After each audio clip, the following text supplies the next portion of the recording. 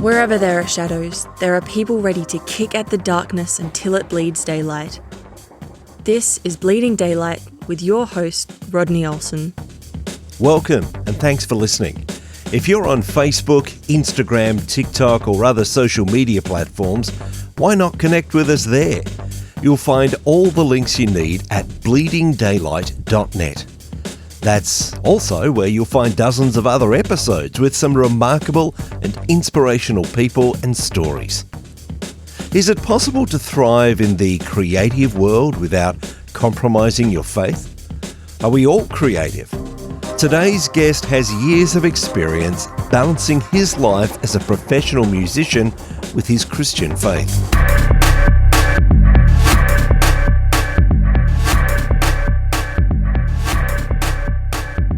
Alan C. Paul's journey is a testament to the delicate balance between ministry, creative life and family. After resigning from his pastoral role, only to receive a promotion, he has thrived as a musician, author and advocate for creatives. He describes himself in 4 words: husband, father, creative, forgiven. He is the author of God and Gigs, Succeed as a Musician Without Sacrificing Your Faith, and produces the podcast, The God and Gigs Show. He is on a mission to help Christian creatives excel in their craft while maintaining their faith. I'm so pleased to have him as my guest today. Alan, welcome to Bleeding Daylight.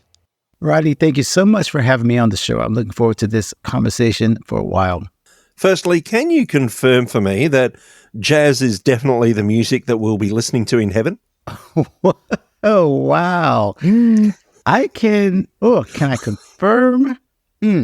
I would love to confirm that and say it would be the only one. I know that the music in heaven will be more than we can ever imagine, more creative than we can ever imagine. So I can only imagine that jazz will have to be one of them, because I believe it's one of the most creative and one of the most God-gifted genres just because of what it came from. There's so many different things that poured into that particular genre. But can't confirm or deny. I just hope that it will be one of the ones that we'll hear.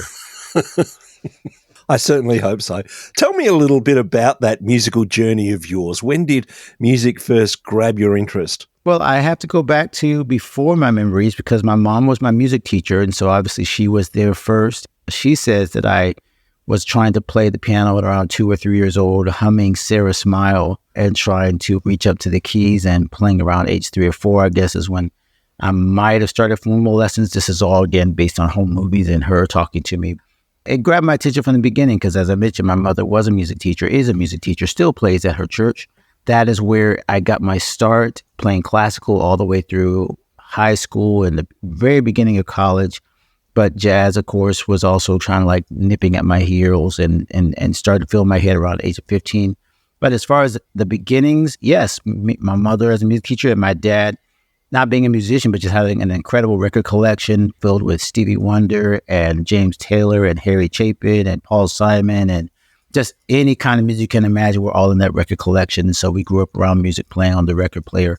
So yeah, it grabbed me from the get-go because it was always in the house and it was just the way that we functioned. It was part of the fabric of our family. And of course, as you follow in those footsteps of playing music, but also listening to a wide variety of music, I guess that's a big part of being a musician as well, is not confining yourself. Now, obviously, I've declared my interest in jazz music, but I have a very eclectic taste in music, and I guess it would be the same for you. Being someone who's a musician, you can see the musicality in a wide range of genres.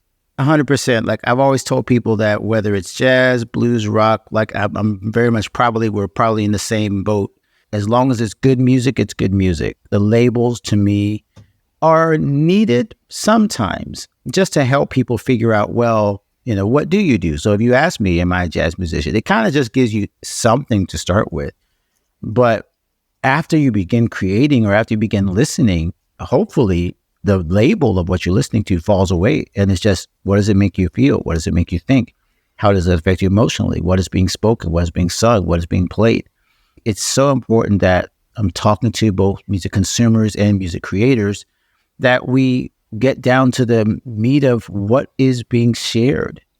That should not be limited by the labels. I mean, I've very much remember going into music school feeling kind of like a fish out of water because first it was classical, but I was trying to get into the jazz school. And if I was getting to the jazz school, I was really interested in getting more R&B, and gospel obviously was starting to enter my picture even more. And so it was kind of like, okay, am I allowed to put all these influences into my studies? It was kind of like a weird place because as musicians, we're supposed to be well-rounded. We're supposed to be able to play a lot of different things. But in the academic setting, sometimes that doesn't fit.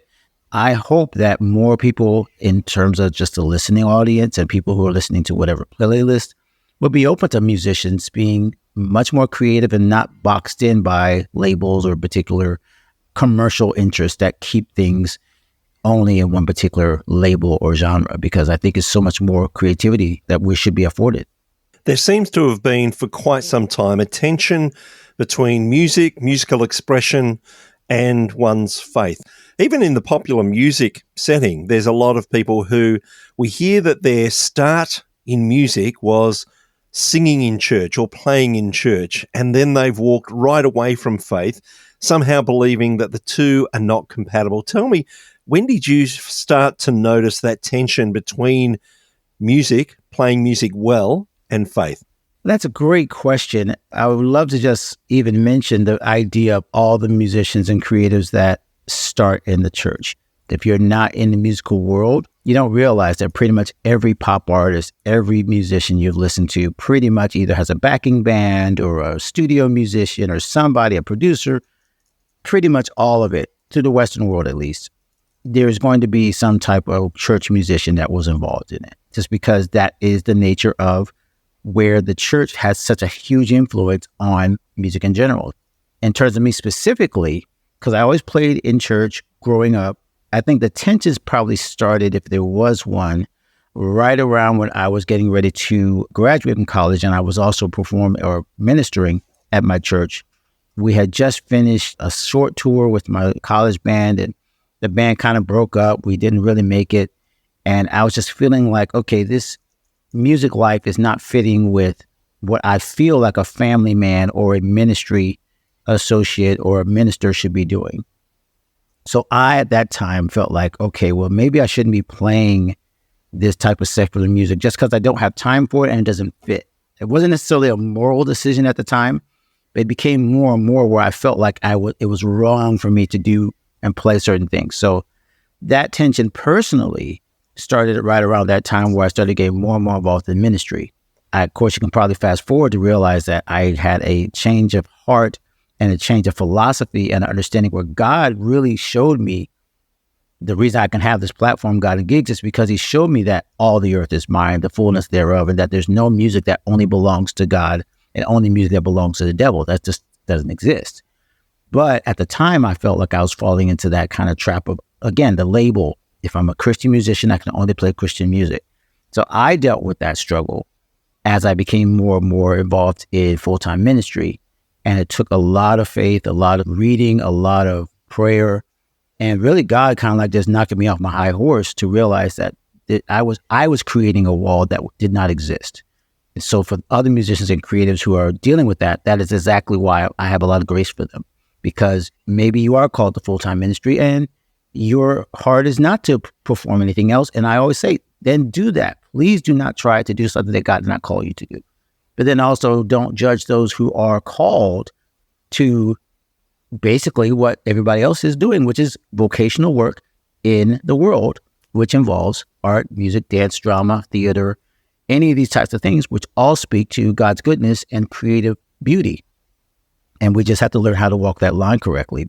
And that is an interesting line to walk, isn't it? Because on one hand, there's music that you can play. It still glorifies God because it's demonstrating the beauty of music itself. It's demonstrating the talents and skills that he's given you. I guess a lot of people who play music well, who perform well, can tend to be put on a pedestal by others. There's an issue right there of how to battle with the pride if someone is wanting to lift you up beyond what you really should be, when God is the one who should be worshipped. Oof, and that one is a hard one because I'm always careful with this when I'm talking to either creators, musicians, anyone that makes it sound like there's a dichotomy between the musician and the creative and everybody else. We all can be lifted up on a pedestal of our own talent and ability. Pride, right, is the number one sin that elevates us above God, where we put the pride of self and the pride of life, and we think, for whatever reason, that the way we think and what we do makes us the arbiter, the person that can decide things. So it is easy, obviously, when you're in a creative space, then for people to elevate you and to feed that pride, right?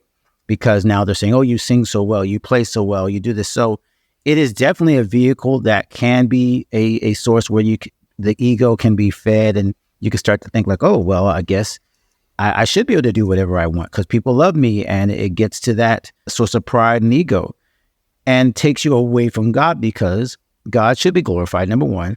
I believe that no one can really handle that glory. We've seen so many stories of stars, right? People in all walks of life that get famous, who suddenly are laid low and humbled, and bad things happen. I never want these things to happen, but they seem to happen over and over again in the news. And I think it's because we're not designed to carry that glory. Only God is. In the musical and the creative and the performing arts type of fame, it is very much something we all have to be aware of, because God does give us the gift, but we individually as people are a gift, not just the gift that he puts within us. I've always equated this to like the wrapping paper. If you take a gift and you take the wrapping paper and you just admire the wrapping paper and never look at what's inside, is that really a valuable gift if you just like kind of look at the wrapping? And that's what happens with our gifts and our talents. People look at the wrapping, but they don't look at what's inside. And God is what put the gift on the inside, the human being inside. So when we get caught up in the fame and the fortune of the talent and the gifting, we negate and neglect the person inside. And that person inside is a soul, is a spirit that should be nurtured, that should be understood. So both on the outside, people looking in, and the inside, musicians have to be, and creatives and artists in general have to be super sensitive to that. They have to be self-aware. They have to give themselves to God. They have to give themselves to prayer and understanding that I am not my gift. I am not my talent. My identity should, hopefully, they all should know this. Hopefully they know it should be in Christ. And then all those things are added unto them that they can glorify God and bless others. But yeah, that's a super hard distinction. Of course, again, with the media and everything else, we tend to blow people up and make them feel like all they are their talent. And then if they rely on that, it's a slippery slope that can lead them to destruction. When we talk about people who are creatives, I guess there's an understanding. We know what we're talking about, people who are creative, especially in the area of the arts. And yet we serve a creative God. And one of the things that has bothered me for some time is when people tell me, oh, but I'm not creative. And yet we're all people who have been made in the image of a creative God. So what is it about people that if they don't see their creativity in those natural ways that we've been discussing in the arts, in music, that they don't consider themselves to be creative? They don't consider themselves to be image bearers of a creative God. I so love this line of questioning that you're sharing, because it leads right to something that I just was able to share on the YouVersion app. I was just able to share a devotional called The Creator's Craft. And in that devotional, it's just a 3-day devotional, super easy to read. But I start the very first paragraph with, if you're reading this and you think you're not creative, let me explain why. That's a fallacy.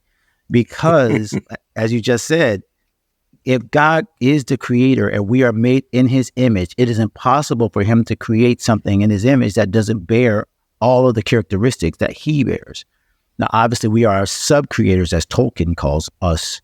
He calls us sub-creators, so we're nowhere close to the person that could speak things that are not as though they were, and speak life and speak all these things. So we're not God, but we do carry his characteristics. We do carry a shadow and an ideal that we have the ability to be creative and to then take his creation and make things new.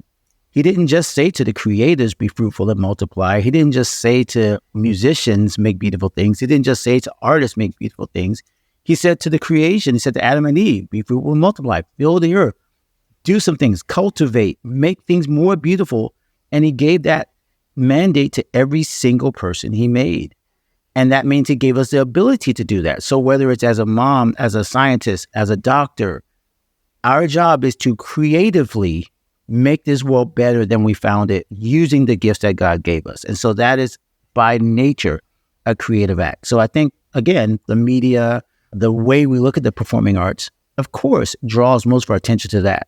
But if people don't realize that they have the creative gift of God inside them, they're missing out on a blessing. I love what you mentioned at the beginning. Will there be jazz in heaven? Well, there will be creativity in heaven. And I don't think it will be reserved to just the people who were creative here on earth in the arts. There will be creativity from everyone because we'll be in the presence of a creative God, and he will luxuriate in every single human being's ability to continue to create beauty, even on the other side. Otherwise, why would he say, and they sing a new song unto the Lamb? Did he write the new song unto the Lamb, or did we? I don't know, but I'm pretty sure there will be creativity in heaven, and every single person that is then redeemed gets to enjoy that gift on that side. So why not enjoy it on this side as well?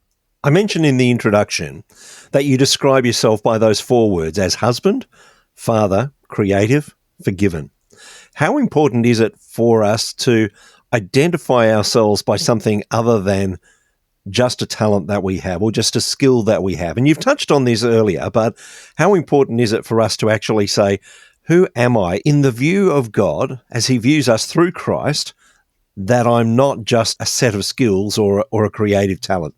Well, I'm going to borrow a line from another amazing creator that I just interviewed. His name is Mickey Smith Jr., but I'm going to borrow his line because I can't say this any better than he did. Answering the question, who am I, is the single most important question you can answer. But then once you answer it, it does not negate the next question, which is, who is the I am? If you know who you are, it should not ever take you away from knowing the I am. When he said that, it rang true for me so much because, again, it's so tempting for me to take my identity as an artist, as a musician. People see me at church or performing and they'll just say, they immediately go to the, oh, well, it must be so wonderful to be a musician. I love your playing. And in my heart, I'm kind of aching, but it's kind of my fault. If they don't know me as something other than a musician, that's because I've been hiding or not being clear or being open about the other aspects of my life, which is why I start with husband, father, because those two things are the most important parts of my identity in terms of my earthly role. If people don't know me as a husband and father, they certainly won't respect me as much as a creative if I go to do all these gifting things, but then I've neglected my family and my wife. The reason why I ended with forgiven is because all 3 of those depend on me realizing that he's saved me, that he's redeemed me. So it's so important to me that creatives everywhere just understand that your identity is first as a created child of God. And then because you're created, you then can enjoy the creations that you make, that he allows you to make, that he gives you to make, that inspires you to make, to bless God and bless others. I've gone through a lot, Rodney. I can tell you every sin in the Bible, if it's Moses, David, Abraham, you name one of the patriarchs, I've done everything that they've done, which puts me in pretty good company, right? In both good and bad ways. It makes sure that I realize that if God can use those men, flawed as they were, he can use me as flawed as I am. The gifts and talents are not what gives me the right to call on his name and say, hey, Lord, I've messed up. Will you please once again remind me of who I am? I am your child. I am a royal priesthood, a holy nation. I am called into your marvelous light. I am the head and not the tail. You called me these things. My behavior at this point does not show me this, but because of your grace and mercy and favor, your blood and your sacrifice, I can now enter to the throne of grace. And I have to rely on that because my gifts and my talents will never get me there. No matter how beautiful I play in church, no matter how many people are blessed, no matter how many people raise their hands, when I walk into the throne room, I do not walk in with a piano. I do not walk in with a harp. I do not walk in with a guitar. I do not walk in with an art brush. I walk in as myself. And so we have to be very, very, very, very transparent before the Lord as creators, because otherwise it does cloud our thinking and I'm not getting to the whole theology of the devil, but most people seem to think that he was some type of angel of ministry of music or something like that. It's in Ezekiel. And let's just say that didn't work out for him. So I believe we have to be transparent before the Lord in everything we do. And that usually means dropping the gifts at the door and just being ourselves. I hinted at a very interesting story in the introduction, and that is about the day that you handed your resignation to your pastor. Tell me about that day. What happened and what sprang from that?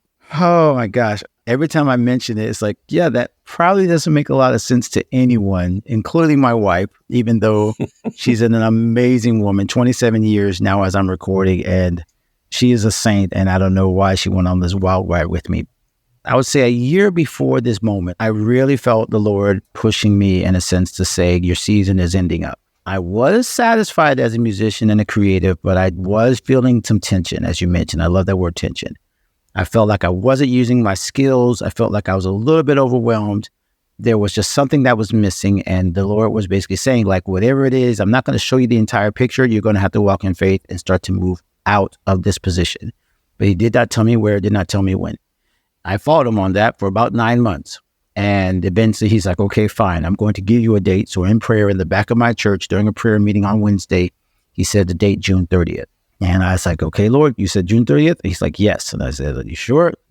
Do I stutter? You know, this is the way the Lord talks to me. So I basically then said, okay, I don't have another job lined up. I'm not trying to church hop. This is not my position. I've been at that previous church for 15 years. I've now been at my current church for 15 years. So as you can see, I don't jump around like that. It was never in my heart. I wasn't confident in this decision because it didn't make any sense. I wasn't confident, but I was convicted. I was convicted that disobedience was worse than disbelief at this point. I just went ahead and said, okay, I'm going to draft a letter. I walked into the executive pastor's office. I said, Reverend, I'm committed to this. I'm so sorry. I know it doesn't make any sense, but I know I'm hearing from the Lord on this. And he had a letter in his hand and he kind of didn't know what to do with it. Like, I don't remember if I actually opened it, but I remember he kind of leaned like, well, Pastor told me to prepare this for you. And I kind of looked at it a little bit like, I don't want to look at this. I don't want to open it. I don't want to see what's inside, because if I see what's inside this and it tempts me and it says, hey, you know, maybe you heard from God wrong. And I do remember like just setting it down. I was like, no. And I pushed the other letter forward. I said, no, this is what I'm committed to. And just to make a long story short, once again, I gave my final kind of address. A Sunday later, went home and told my wife we no longer had a job. And I didn't know where the next check was coming from, but I did what God said, and doesn't feel very good. But 3 days later, I did get a call from what turned into now my current ministry. So I knew God was moving, but I didn't know how. I didn't know when. Just being obedient has then led me into this life of faith and creative life. God and Gigs never would have been on the radar had God not pushed me in that direction and then showed me his favor after I had made that move. Tell me about your book, God and Gigs, Succeed as a Musician Without Sacrificing Your Faith. What was the catalyst for you to begin writing that? Well, actually, this very thing, after I gave that resignation, after I started part-time at this new position, but basically as just a musician, I wasn't doing full-time ministry anymore. I needed to get a job, Rodney. I needed to figure out, where am I going to work? Where am I going to get some more income? And it was like, well, I used to play jazz. I used to play blues. I used to play that stuff. So let's head back out to the circuit, play some open mics. I remember sitting in a certain blues bar playing for $50 and some fish dip. And I was like, okay, I don't think this is going to work long term. I started thinking, who else does this? Am I the only musician that ever basically did creative work in the church and also did, like, I can't be the only one. Remember, I'm in my 30s now, 30s and 40s, and I have no clue of the music industry. I've been not taught in school about how to make it as a musician, succeed as a musician, period, much less without sacrificing my faith. And so I started asking around, and I got a chance to talk with some amazing musicians and creators, some guys that are world famous. And I realized they're right in my backyard here in South Florida. And then number two, they're born again believers. And they also play in a lot of amazing venues and with a lot of amazing artists who are not Christian. And I asked them how they did it. And so the catalyst of the book was, how do people like them have stable families, stable faith, stable ability to be who they are emotionally and spiritually, and also succeed in their creative gift. And that's what the book became. It became the 7 letters, which God kind of just dropped in my spirit, which was service, spells out service, stay connected to God, establish your priorities, respect the business, visualize your goals, invest in your craft, challenge yourself to grow, and then evangelize through your gift. That was the template. And the template came from me just watching other musicians who were doing the same thing and really just starting to flesh it out. So then the book was created. After that was the study guide. And after that was my other devotionals. It all started from, how do I handle this? Now that I know I need to walk this out, being a musician outside of the church and in the church. Later, hopefully, as I'm talking about this, I'm going to be doing more editions, because it started with musicians, but now I realize it applies to all creatives. So eventually I'm going to do an entire edition that applies to, not just musicians, because now God and Gigs really encompasses a lot more than just the musical side. Back in those early days, you were trying to find someone who had those answers, and thankfully you did find some of those people. I guess it makes it a little bit easier for those who come after you to be able to read that book, and has been a help for many people. What has been the response that you've had from others who are working in the industry that have been able to sit down and say, yeah, this is helping me to stay grounded in my faith and in my family? I always feel weird telling other people's stories, especially when they've been so complimentary of the book. But this one I can share because, number one, this sister is dear to my heart, and it probably speaks most clearly about what the impact the book had. Again, thanks to God.